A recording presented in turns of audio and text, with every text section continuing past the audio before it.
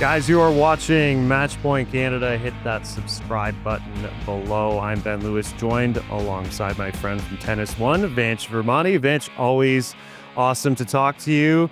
We're kind of getting near the end of the clay court season, and kudos, full props, full marks to Casper Ruud taking down Jack Draper in 3 sets to win the title in Madrid. I'm honestly shocked that this is the first Masters 1000 of his career. Yeah, absolutely. I mean, Casper Ruud is a consummate professional. He's been in so many big finals in his career, six before this, three major finals, the ATP finals, and also two other Masters finals. And he hasn't been able to get more than a set. He's been playing the likes of Nadal, Djokovic, Alcaraz, really good Stefanos in Monte Carlo. So it hasn't been easy for him. But, come this tournament in Madrid, where he was struggling for form, honestly, prior to this week, expectations were quite low, and he played phenomenal. I mean, he thoroughly deserved this. Three top 10 players alongside, and then one of them being Jack Draper, who, I thought coming into the match that Draper had the edge. I thought he was the favorite, and he was playing some really good tennis to go up 5-3, and he served for the first set at 5-4. And you're thinking, all right, this is probably going to be one of those matches where Casper, is going to fall a little short again. But he really impressed me. He really stepped up to the plate. He, delivered big time. And so I was really impressed by his nerves, especially closing out the match, and also so many tight moments in the third set where he was just able to dictate and bully Draper around the court, and he sort of grinded him down physically. So it was very impressive. Yeah, and 7-5, 3-6, 6-4, as you mentioned. Maybe even though he dropped that second set, a bit of a momentum shift. I think gutting out that first from down 5-3, as you said, and then having that belief. And for Casper, I think just like the way he plays on this surface, so incredibly well rounded. He can turn defense to offense. He can really open up the court with the heavy forehand. And you think we're leading into Rome, Roland Garros upcoming. It's been a very open clay court swing. Why not pencil him in as someone who, could realistically be competing for a French Open title this year? Yeah, absolutely. He's definitely one of the contenders right behind Sinner and Alcaraz. I mean, he's shown the last 3 years making two finals and another semi last year where he was really dictating against Zverev before he ended up getting a stomach bug. So I seen that in on that court, especially the way he takes his heavy topspin, like you're saying, and how well he's able to move and defend and just break guys down. And 3 out of 5, I believe, is going to help him tremendously as well. In the early rounds, he doesn't have to play amazing tennis, I think, to get through against most players. And the floor is just so high. So, hopefully he can continue the momentum in Rome. He's still supposed to play Rome and Geneva heading in. And yeah, he's done well there in previous years. So right now he's looking like a bankable guy to go pretty deep. Yeah, and the mental confidence. He talked about, I think, issues on his mental side, which he'd been struggling with. Maybe we could kind of sense that from afar, just from a confidence standpoint, because he has sort of struggled to replicate some of the results, particularly early parts of the season. But as you mentioned, like some of the wins here, straight sets over Fritz, who, maybe he's not specifically a clay court player, but I think his game would suit Madrid. Beating Daniil Medvedev, who was having a pretty good tournament in the quarterfinals, and Cerundolo, who's a fantastic clay court player. So the road to victory was really impressive. Jack Draper right now is crazy impressive, even if he lost this final.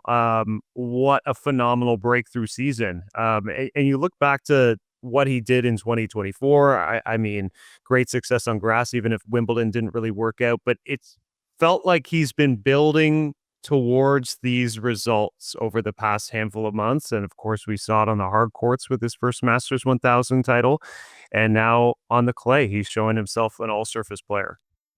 Yeah, exactly. You said it perfectly. I mean, he's showing himself on all surfaces, winning the title in Stuttgart and beating Carlos in Queens, and then making the semifinal run of the U.S. Open, winning in Vienna, also winning Indian Wells this year. So he's showing it on multiple different stages, and he's been like the third or fourth best player this year. Like he's like since Sinner's absence, it's been him and Carlos really. So he's really taken that next step. And now the question is, 3 out of 5 sets physically, how does the body hold up after long matches? But Yeah. as far as the game goes and how complete it is, I mean, it's very, very difficult to find a hole in his game right now. I mean, we talked about the forehand and the conviction that he has on that shot, running around his backhand to kind of set up those shots, almost Nadal-like, and just the way he's able to find forehands right off. Yeah. And obviously the serve is so nasty, and he's able to come forward, and he's added a bit of touch. I mean, it's just like the way he was going through the field en route to the final. I mean, it was the package was really overwhelming for a lot of these players and some really good players, and he put up really devastating score lines against them. Yeah. And he was pushed against Musetti and managed to gut that out in straights. Still a little bit of experience gap, I think, between him and some of the other bona fide clay court players. But he continues to get better and better each week on it, moving really well on it. And I wonder how he's going to transition now to a slower sea level clay in Rome. But yeah, I mean, I'm definitely buying a stock for Jack Draper.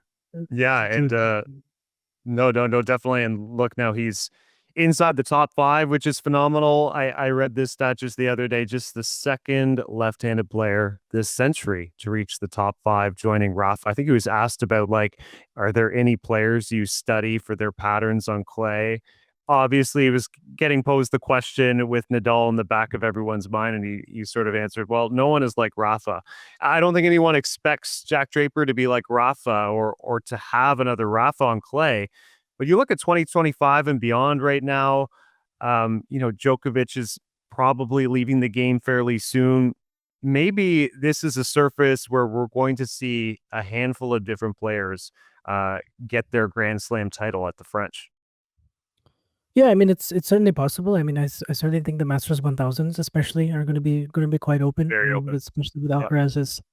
It's just so brutal for anybody to go in and sweep, three of them or two, or even win two of them. I mean, it's just the schedule is so difficult, and the transition as well from altitude back to sea level. So I just think you're going to have some more open draws in these, 2 week events. And, there's going to be maybe 8 or 9 guys in the mix as opposed to just 2 or 3 that we're used to in the big four era, or I guess Yep. 4 guys. And as far as the majors go, I'm still like a little bit wondering if it really is that open, because I think we were saying a lot of the same stuff last year, but then Sinner and Alcaraz have won the last 5 slams. So it'll be interesting to see if it does happen in three out of 5, which I think does inevitably end up going back to favoring, the top four again. Yeah, that's a good segue to talk about Jannik Sinner, sea level in Rome. Perfect time, really, for him to come back after this 3 month suspension that he will have the home crowd backing him.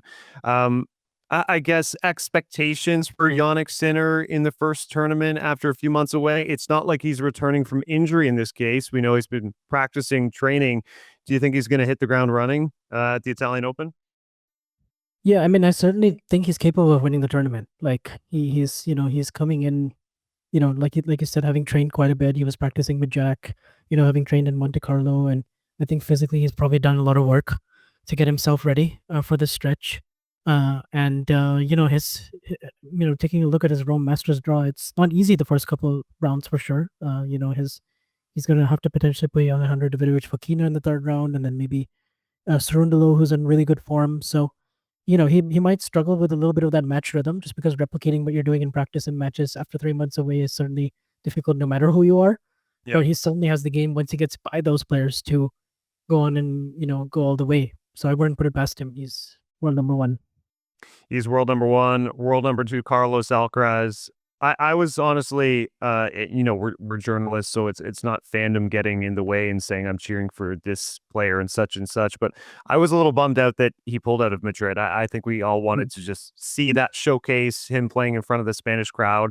Is the muscle injury something like, are we actually concerned? Could this be a proper setback that affects his chances for the second Grand Slam of the season?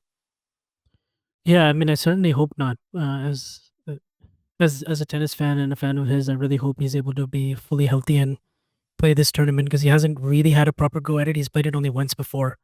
Yep. And it's good preparation for Roland Garros. Certainly, you want to try to get a couple of matches in, if you can, and hopefully his body is going to hold up.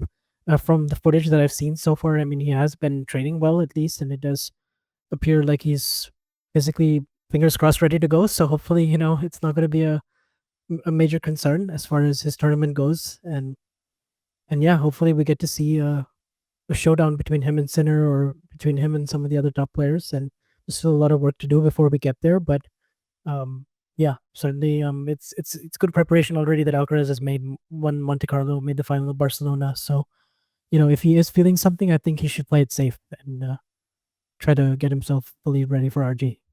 Yeah, yeah, no, no kidding. Let's wrap on the world number 6 as of this week, which is it's maybe odd to see that number next to his name, though he's had a little dip in rankings over the past couple of years.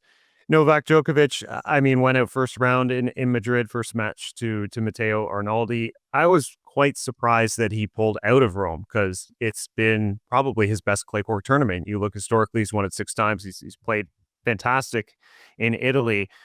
Like, are the alarm bells like pretty high here for Djokovic when he's basically admitting he doesn't view himself as one of the favorites for RG?